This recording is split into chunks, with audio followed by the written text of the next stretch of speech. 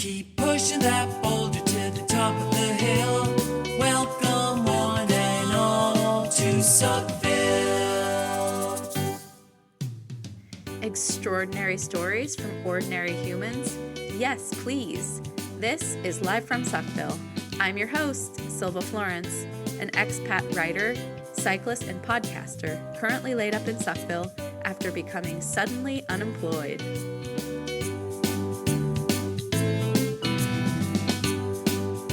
Having been a wildland firefighter, trail crew member, baggage handler at an airport, van driver, bartender, waitress, barista at Starbucks, English as a second language teacher, bike tour leader, organizer of walking tours for a brief period, and always a freelance writer, proofreader, and now translator and interpreter. I'm pretty amazed by people who have a career focusing on one thing. You guys rock. How do you do it? And more importantly, what has it taught you? What have you learned? I would love to hear from you, especially, but not only, if you are in an underrepresented group, have a disability, are an immigrant, colored person, part of the LGBTQ community, because you help make up the larger community that is Suckville. So tell me about your experiences, whether you're someone like me who's had multiple jobs, whether you've had problems finding jobs, or whether you've focused on or specialized in something in particular. Like my incredible guest today, Chiara, who is a dancer by career. Her story is testimony of what's possible when we approach all aspects of our life as opportunities for growth. So, without further ado, let's start the music.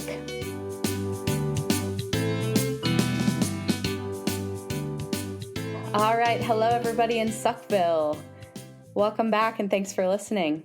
So today I am with Chiara Dal Borgo. She's a 36-year-old professional dancer, an Italian from Faenza. She worked in Switzerland for 7 years at Luzerner Theater and 5 years at the National Theater Mannheim in Germany. And she came back to Italy after 12 years of dancing abroad. Hi, Chiara. How are you today? I'm good. Pretty hot, but I guess for everybody's the same. Just to note that this was last summer. Anyways, back to us. It is really hot. Yeah, it is. Thank you for having me. I'm so happy to have you on here. So, did you always know that you wanted to be a dancer? Somehow I started to think about it in my teenage time, yeah. Then around like 14, 13, I started to take dance classes. And at the beginning it was more as a hobby because I did gymnastic. I was doing competition and all of that. And you're going to laugh, but I wanted to be a dancer from Backstreet Boys. Yes. So I was obsessed with them. So I was watching all the videos and stuff, when MTV used to be really cool, where there were a lot of, videos and stuff. And I used to watch a lot of like the MTV Music Awards and stuff like that. And I wanted to be one of the background dancer. I love it. Inspired by the Backstreet Boys. Oh my God. And now I'm doing something completely different from Backstreet Boys. But somehow, this is how I started. That then I started to take dance classes, like modern dance, like twice a week in a little school in Faenza. There, the teacher, which was my mentor in the future, her name is Luna Ronchi. She saw me and she was like, with those legs and feet, you should do ballet. And I was really skeptical at the beginning. I was like, I don't know if I want to do it. Why not? Because ballet, you need, like discipline, and I think I was coming from gymnastics where it was really like, it was also there a lot of discipline. And I don't know, I was teenage, like, and I just wanted to have more fun, But at the end, I started to do dance classes, like ballet classes. And slowly, I started to fall in love with it. From twice a week, it became like every day. Luna, She then made her own school also in Faenza, and I followed her there. And then I was there from afternoon till evening, just dancing. Then it really became like my passion, and I started really to feel that that was my dream or what I wanted to do when I was an adult. Your calling. Yes. And I imagine that it was not, let's say, easy to go from being a dancer in Faenza, Italy, to like dancing abroad in Germany and whatnot. I mean, somehow I'm also really proud that I've did all my study here, you know. Yeah, I don't mean to say that it's not a good school, just that No, no, like no. Faenza's not a well-known place. Yeah, yeah. Probably some people there, they would say, faience for the ceramic, you know. Yes, exactly, because our town is known for a type of ceramics. And of course, then here is a little town, super cute. And then I went abroad, completely different life. Working in a theater is a completely different lifestyle. What would you say that was the biggest difference or the biggest change for you? I mean, I was so excited and I was ready to conquer the world and go abroad and do what I loved. And I was really proud to that I achieved my goal. You know, it's so. Well, what is the big difference Yeah. is that then your life is dedicated to the theater. You know, then you're like in a bubble. You are in the theater from 10 a.m. till 6 p.m. every day, Saturday in the morning as well. And then weekends, you have shows as well, sometimes during the week. It's great because you do what you like, and it's not heavy at all, you know, because you do what you like. But sometimes I also had moments when you just like wish to have a normal weekend. Yeah, to wake up Saturday morning and not have anything to do but drink coffee and go get a pastry or Here you something. go. And it's not that when you become a professional dancer, then everything is easy. Oh, you're a professional. No, it's somehow it's always a competition, which is good competition. Doesn't mean that it's bad, but Sure. you always sometimes, for example, in a season, you have, I don't know, eight different production, right? So that means that you have eight different choreographers that are coming, and then you made a creation, or you do a piece that is already being created, maybe for other companies, whatever. So there is always an audition at the beginning, you know, to decide the cast. When I arrived there, I was like 22. And of course, I was just like, I was the youngest, me and another friend of mine. And I wanted to be the first soloist. So the first years in Lucerne was a lot of like competition, but in a good way, you know? Like a healthy competition then. Yeah, healthy kind of competition. Constructive. Yeah, healthy competition. Would you say that there was a period of time that was particularly difficult? So there are different ones. It depends on the time, you know. I always had a lot of temperament, maybe sometimes too much. Oh, temper, like Yeah, temper. Yeah, sorry. Yeah, quick temper. yeah, temper, and which probably is also what made me a professional dancer. Also, like I have a strong character, a strong personality. In dance, I like I'm really precise, and I like the things are going like. In a predictable way. Yeah, I mean, perfection doesn't exist, but as a dancer, we main always to that, you know, somehow. And then the Yeah. physical side, you know, the pain that you have when I was doing point shoes. I mean, my feet were like destroyed. I had In what sense? I mean, I don't know if you say pinky in the Yeah, toe, the little tiny toe yeah, that doesn't seem to have much purpose. but I had like two holes from completely doing so many point shoes, you know, because the skin was going off and off and off and off and off. Oh, like Yeah, blisters blister. or But so I was doing so many blisters, one on top of the other. There was a moment I almost was oh, seeing my bone. It was like disgusting. oh.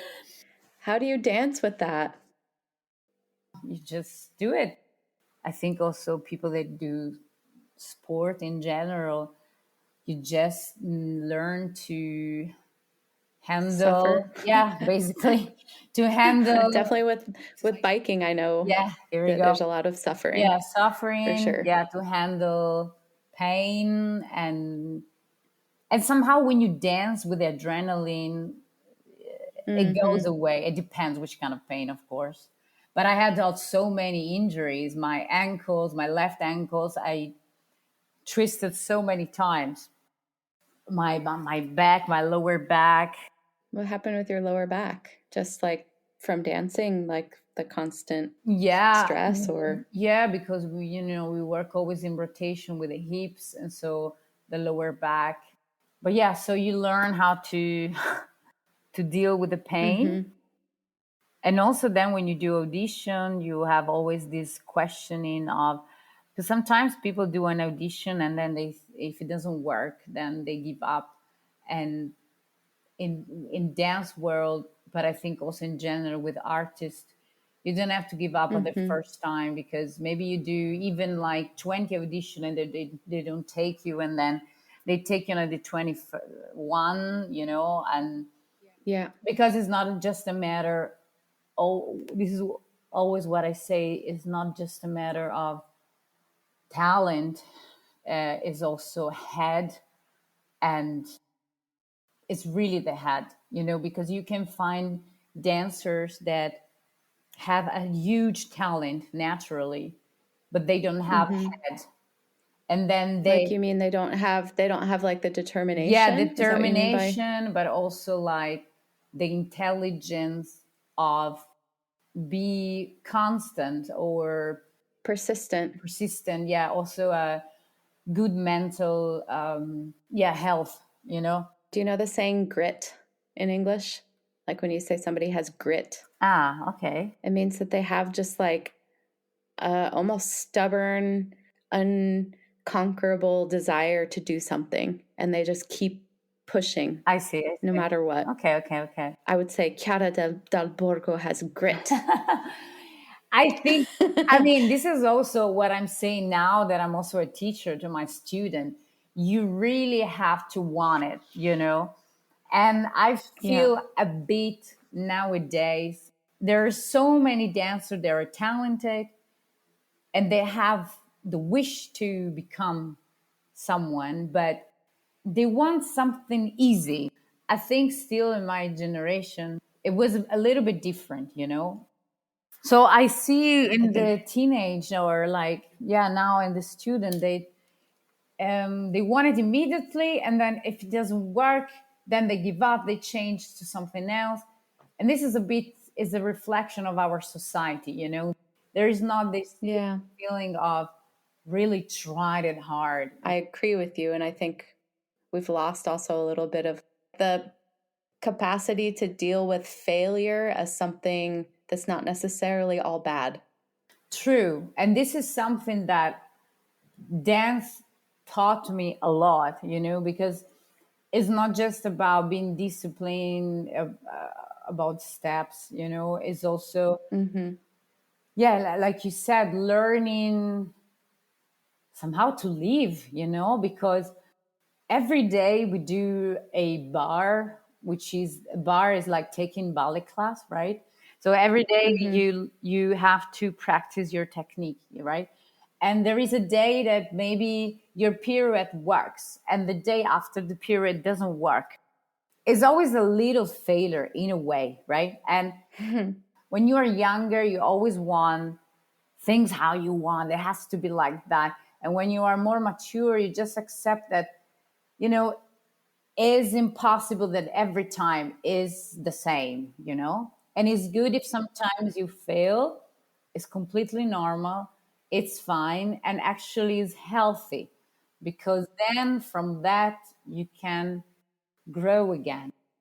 And this you Yeah. can apply in life as well, because anyway, dancers, or like when you dance, it's also a reflection of your life, and both ways. I don't know how to say. So, like, dance is a reflection of life, and life is a reflection of dance. Yeah, So, for example, if a dancer is happy or is enthusiastic in life, in his life, is satisfied, maybe he's in love or whatever thing, you see it also when he dances. For example, myself, I had moments in my life. Actually, in that moment, I was so good in my career because I was putting so much my emotion, my feelings, and what I was doing, you know? So it was coming out in a different way. And I was actually healing through dance. That's incredible that you were able to do that, you know? Yeah, it is. You know, sometimes I cried during a performance. I laugh of joy or I cried for joy. They say that dancer, we are athletes of God because somehow we are like, Wow. yeah. I'm just a cyclist. Oh, sorry, I didn't want to. Tell me, oh athlete of God. No, but you know who said that? Albert Einstein said that. Athletes, you know, they do a sport and of course they put their passion. And I have so much respect and I love sport in general. But why dancers are athletes of God? I think because we also we make art, you know, so we have the physical side where we put also the soul in it. And you don't always just dance though, right? You also are a choreographer. Yes, I mean right now I choreograph more for my students because right now I'm also a teacher. Did you Sorry. go ahead? Sorry, go ahead. No, I wanted to finish the thing because you said about difficult times, right? Yeah. If I have to say my darkest moment in my career was in Mannheim. I had two beautiful, wonderful years where I had so many good roles and I was in shape and I was, you know, I was just 30 and I was feeling mature. And then my knee catastrophe, like we were saying in Like Germany, a disaster. disaster. Yeah. I had a huge injury that basically stopped me for a year and a What half. happened? So I was doing a performance of Carmen. Carmen is a well-known story, you know. But then during the performance, I made a movement that right now I cannot really describe, but I turned my knee and then my knee stayed turned, basically. And it was funny. I mean, fun in a way because I stopped with the music, pa pa pam, and my knee was like pa pa pam. Whoa, crazy. And then the music was going like slowly back. And then and I had to go slowly back as well. And I did that. And it was so painful. I turned my knee and somehow something went in again. Oh, sounds And horrible. it was really painful, but I walked out. And I don't know, with the adrenaline and everything, I also did the second half of the Oh my show God. because somehow, I mean, I should have stopped, but somehow I didn't thought it was so bad, you know? What had happened then? So the head of the fibula, which is at the side of our leg, Uh-huh. right? At the side of the knee, he went like, it did, how you say, dislocated, Dislocated. dislocated. And Ugh. so my collateral ligament, it was not broken at all. Like it was not all broken, but it was turned, right? Because it went out and then it came back in. And then the day after, actually, this I discovered with the MRI, but the day after, I couldn't really bend my knee and I went to my physio, which I am so glad of this man. I love him so much. He helped me so much. He was like, you know, I think your outside menisco is a bit not in the right position. And so he like manipulated me, and sometimes I felt like and then I could move my knee. And then he was like, you know, Chiara, just take care these days, don't do too much. But then it passed another week, I did another show, and then it was like kaput. My knee was like swollen like crazy because when it happened the first time, it was not swollen at all. That's why I was not really Yeah. scared, you know. Yeah. But there it was like boom, swollen, and then I did MRI, and then they told me about the collateral ligament, right? Yeah.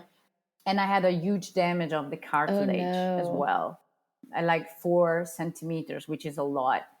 So I went to this amazing practice in Germany, exactly in Gelsenkirchen.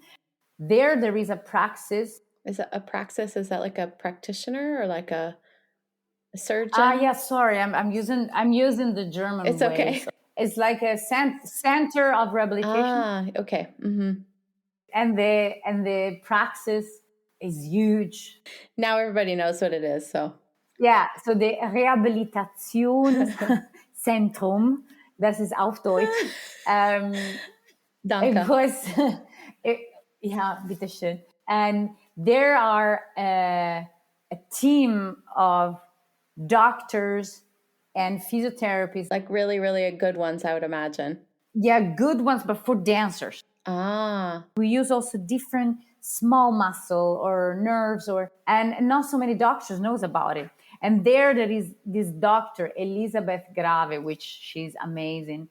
She also was a dancer when she was young. It is amazing. All the dancers from Germany and Europe, they're going there. did you have to have surgery?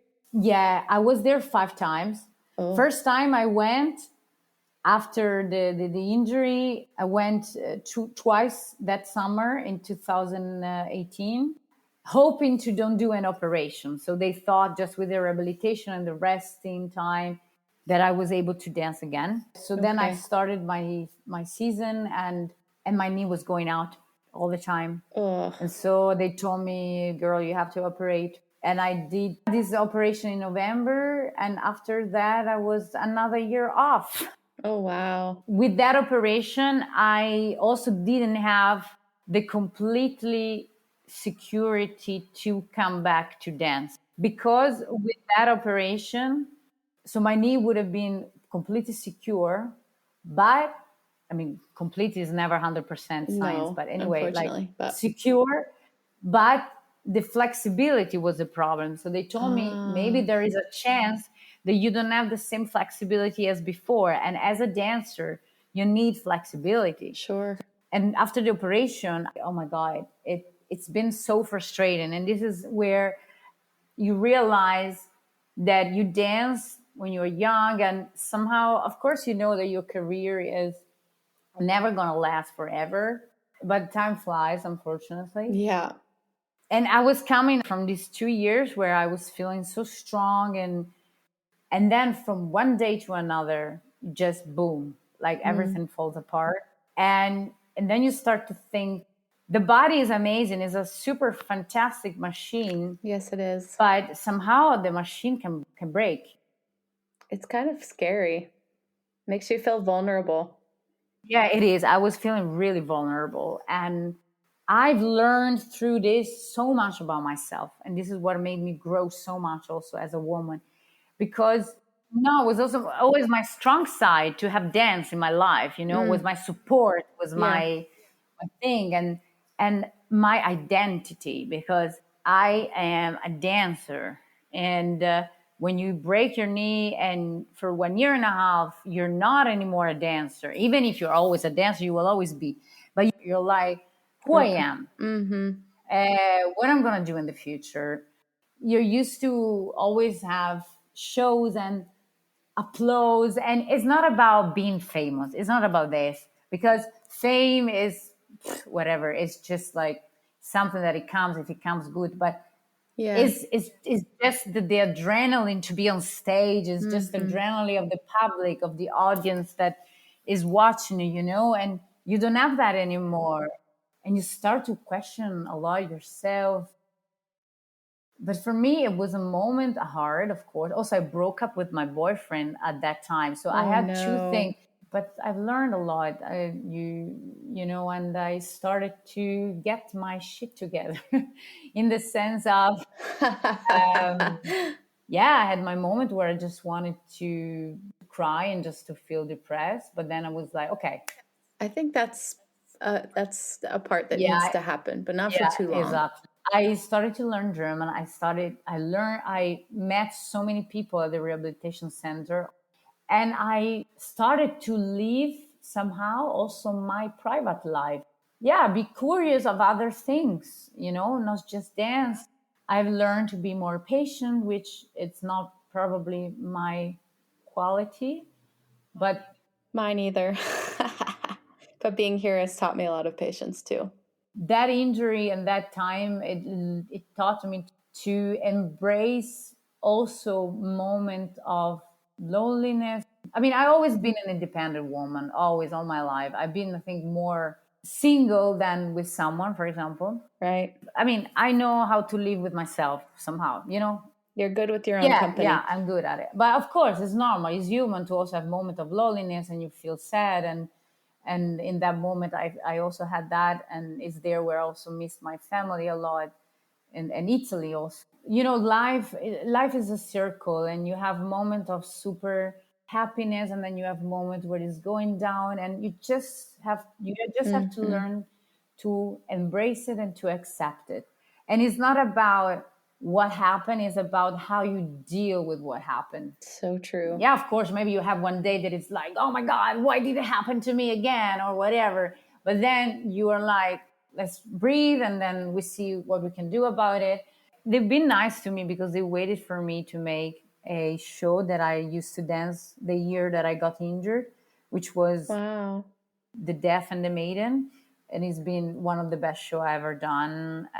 Emotionally, technically, it was 2 hours on stage, and I think I injured myself because of that show. Basically, the biggest joy was when I did it again in November 19. I was able to do that show of 2 hours completely on stage after my knee injury, and I cried like crazy. It's such an amazing feeling that when you get to do something that you love again, but you wouldn't have that same sort of joy, I think, if you hadn't had the super dark black days first. Yeah, sure.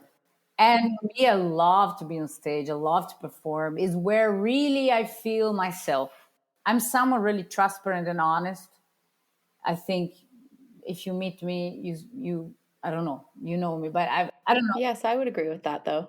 You struck me immediately as like a very sincere person. I'm transparent. You see how I feel, you Mm-hmm. know?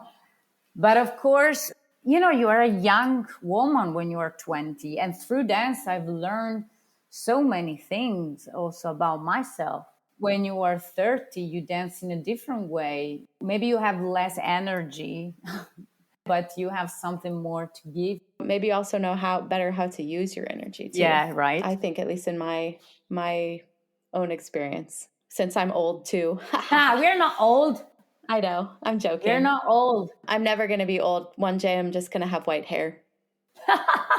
Old is in the head. And I think Exactly. what makes you always young is to be curious. I agree. This is something that it came also this year. Now I really start to feel the woman that I would like to be. It's still not over, and I think it will never be over. But because you will always change in every decade. But you know, as women, and I think I love Italy, and but somehow sometimes we can be really conservative in a way. And abroad, I found, especially in Germany, much more openness. In what sense? So, for instance, a small town, right? 60 some thousand people, I think. It is really cute, and you live really good. This is what I was missing. For Yes. example, you have the beach in half an hour, you have the hills, you have Tuscany, or also You have 2 hours, Bologna. Bologna. But sometimes you have this kind of, also as a woman, I think I always wanted to be a bit you say Unconventional, yeah, maybe? yeah, unconventional. But at the same time, I also have the value of my parents, which they are this year they made 50 years Wow. together, and I think it's so Oh, wonderful. I still have their values, which is from another time, right? But at the same time, I also feel like sometimes here there is a lot of judgment for what they think is normal. yeah. There's a really strong, correct me if I'm wrong, but I feel like there's a really strong push here to like conform and kind of be all the same. Yeah. And I wanted to leave that. I was really looking forward to go abroad, you know. If I think about my teenage time, of course I knew someone that was homosexual, and they always had to hide it. Yeah, even now a little bit. This is what I was saying, that in general, Italy is like this, okay? But I saw a little bit of change. So I have my students, they are open, like they say, yeah, I'm gay, and they're saying it's That's super so easy. great. And this is how it should be, because it's not like that you're saying, I'm a murderer. Why did you decide in the end to come back? Because after 12 years abroad, I was feeling that something was missing, and it was missing something from my private life, which I had friends abroad, but I was just missing food, to have the beach so close, the way we joke. And when I arrived, it was hard for me. I was like, oh my God, what did I do? Because I was not used to. And What was the hardest thing for you? I don't know, I was just making so many comparisons with Germany, even the streets. Like, streets here are like destroyed. Yep. Because they were first paved in Roman times and then they were just left that way. Yeah. And it's, this kind of comparison, or like bureaucracy, or even just like cars that are not waiting for you when you have to cross, which in Germany and Switzerland is just normal. Here you have to walk out in the middle of the street if you want cars to stop for you. Yeah, here we go. You almost have to please them. Please, can I pass? It's like, and then they'll glare at it's you too, like, like, ugh. yeah, here we go. So these kind of things, of like also normal life. And also here I didn't have so many friends, but slowly also you and We've sucked you into our group. Yes, I'm so thankful. Actually, we are too. This has been a very interesting chat in which I learned so much about you. I actually thank you for letting me share in my experience. I think it's really important that we hear each other's stories. And maybe I want to say something. Can I say the last thing? Heck yeah. Tell us, Chiara. Sometimes with society, we are used to always, even indirectly, to get influenced by society. A woman should be like this. A woman at this age has to do this. A woman, la la la la la la la la. Oh yeah, there's a lot of that. Even if we don't think we have heard it, we've heard it. And I learned really that we women, we have so many facets that you cannot just put a woman in a category, and you cannot just think that a woman should be like the society wants to be. And I've learned to be who I want to be, and I also learned to accept that I also have different facets, because myself, like I said, indirectly, maybe I wanted to be, or I was like, maybe I should be like this. The should word. It's that word should. No, you should be yourself. And you have to. Amen. Yeah, and you have to embrace who you are, right? And everybody has their own path and their own story. And it's okay to be different. And it's okay to be different. It's okay to do things at different time. It's not that if someone does this at 30 and the other does it at 40 is wrong, whatever. For all the women that are hearing. Amen. Every woman is sexy, every woman, and it doesn't mean that it's a whore. Every woman is, whatever. If you decide it, it's okay. I love it, Chiara. Thank you for this strong message. And somebody out there is going to really feel empowered by it. I hope, yeah. Ciao, bella. Buona serata. Ciao, Buona bella. serata. Bellezza.